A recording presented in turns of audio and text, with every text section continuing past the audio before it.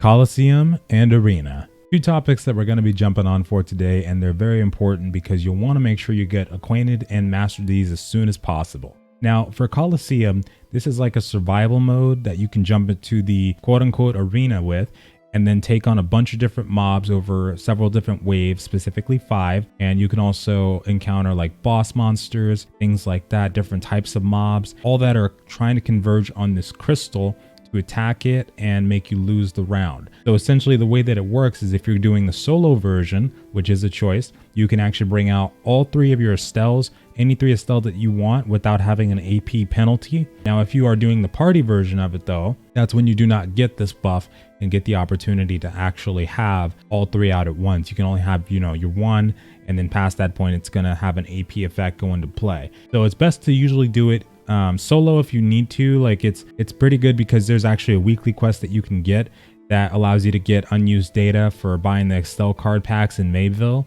Same thing with doing your weeklies and dailies, which by this point I'm sure a lot of you have already done that. You actually get the quest for it in Avera Fortress. So if you teleport to Avera Fortress, if you don't have it already, you definitely want to get it.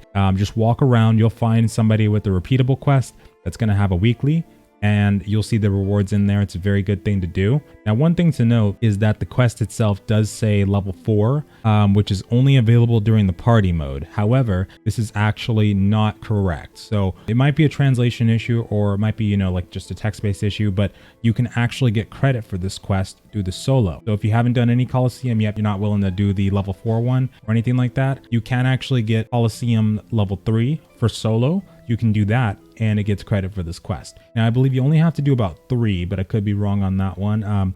But after you do those 3, the weekly would complete. You'd be able to get that unused data and then spend all that stuff on those card packs that I told you about, which are very, very important. And of course, Astels in general, the card packs, what you can do there is when you are done with your weeklies and dailies for the week, you actually get the opportunity to go back to the starting village. Now, the several vendors that we talked about in the previous video are very important because one of them is called the Star Caller, and that's where you can use the unused data or quote unquote other name if it kind of goes by a different name, and buy those card packs from there. The way that part works too is that you actually have different tiers of dungeons.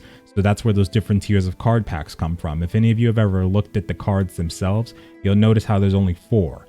Well, essentially the short version of that is that first 3 dungeons, Rutless Den, Crimson Rock Valley, and Aru Cave, those are the first card pack tier. So that first card pack, that's going to be all 3 of those dungeons. So any Astels that you have a chance of getting out of those dungeons, that card pack's going to take care of. Second one is for the Hall of Equality, the Basin, and the Temple of Blessing. The third one is going to be for each level 45 dungeon. So that'll be for the Prison, the Mansion, and both of the Black Markets. The fourth one is going to be for the Sansara Fortress, the Underground Sanctum, and the Laboratory. So basically any cards or Astels that you can get out of those dungeons, that's what the card packs are going to transition to when you go to that vendor. Now, continuing on with the Colosseum, it's pretty simplistic the way that it works. There is a ranking system for it that kind of showcases who's the fastest at doing Colosseum. There is an issue going on right now where multiple people are actually able to join the solo version of it, which doesn't, of course, make sense, but it's the same thing for the dungeons as well. I believe early on people were reporting that you could actually join solo version of the dungeon with multiple people. Now, moving on to Arena, it's as you would expect. Essentially, it is either a 1v1 or you can do the party version of it.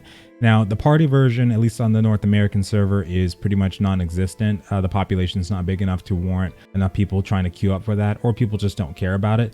Now, if you don't know, the arena is actually open from about, I would say, well, in the morning. So I would say around probably 7 a.m. Pacific. But I know for sure that it ends around 5 p.m. Pacific, or that would be 8 p.m. Eastern is when it ends for the day. So it only lasts for about 11-ish hours, around there, 9 or 11-ish hours. But essentially once that's done, you're not able to queue up anymore for Arena for the day. When you are fighting in there, it's a very intense experience because you pretty much have access to everything. Like you can have food buffs, your regular buffs, your Astels, and potions. Like nothing is off limits in there essentially. So when it comes to the arena, it really is not just a degree of skill that goes into it, but also, how you prep. And that doesn't just go for your items and your buffs. I've never actually used the food buffs. I really don't feel like it's worth wasting it on it. But you know, sometimes when you're min-maxing, any bonus can really help you out. But I would say that the arena itself, of course, PvP is very hard to balance, but you will notice that certain classes, they just kind of get destroyed in arena. I'm specifically talking about like warrior, for instance. At least right now, without its advanced class, it's not doing too hot right now. Now I've been told that gladiator is the best PvP spec. Now that sounds like it's about right because of the skills that you get access to,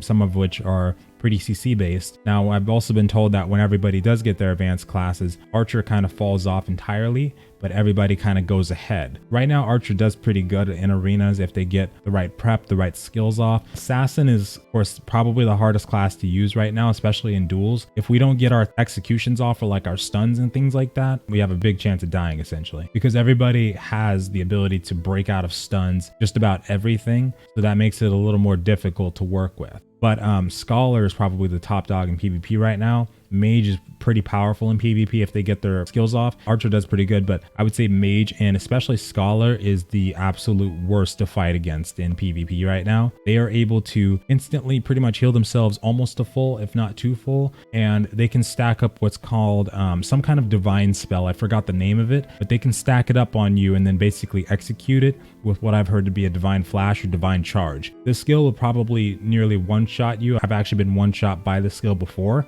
but we'll definitely have to see what happens there. But overall, I would say that if you're going to plan on doing arena, you need to make sure that you are bringing like all your Astels out that you possibly can. There's Astels that work better than others. Ida is probably the go-to when it comes to PvP because she's so good at healing. She can really keep you up in a fight, and she's also really good for her silence. Probably the only way that I'm able to kill a Scholar is by using Ida's silence. Overall, that's all we've pretty much got to go over for today. Definitely come up with your own strategies during PvP. I'm sure it's going to have a balancing patch at some point or another because there's some things that kind of don't seem like they make sense. For instance, like the ability to mount up and jump to give yourself more CC resistance. There's no 100% known fact that it does that, but it definitely seems like it does. There's already been some feedback given on that from what I could see, but we'll see how that turns out for sure. Anyway, folks, thank you so much for watching. That is going to be all for today. Be sure to smash that like and subscribe button, and we'll see you next time. Later.